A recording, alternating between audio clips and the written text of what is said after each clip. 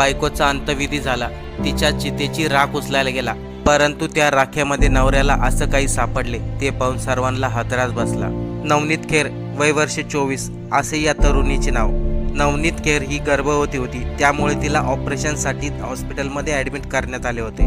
परंतु डॉक्टर तिच्यावरती उपचार करत असताना त्यामध्ये तिचा दुर्दैवी मृत्यू झाला. परंतु गर्भवती मुलींचे ऑपरेशनच्या दरम्यान मृत्यू होण्याचे प्रमाण खूपच कमी आहे. परंतु ही घटना मेरठमधील नवनीत खेरबरोबर घडली होती. पण यानंतर असे काही घडले ज्याचा कोणी विचारही केला नव्हता. घरातील कुटुंबाने आणि पतीने नवनीतचा अंत्यविधी केला आणि दुसऱ्या दिवशी कुटुंबातील लोक नवनीतच्या चितेची राख घेण्यासाठी तिथे पोहोचले.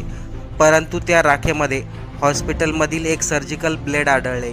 ऑपरेशनच्या वेळेस नवनीतच्या पोटातच हे ब्लेड राहिल्यामुळे नवनीतचा दुर्दैवी मृत्यू झाला होता. यावरती कुटुंबाने हॉस्पिटलमधील डॉक्टरांवरती कारवाई करण्याचे आदेश दिले. त्या डॉक्टरलाही निलंबित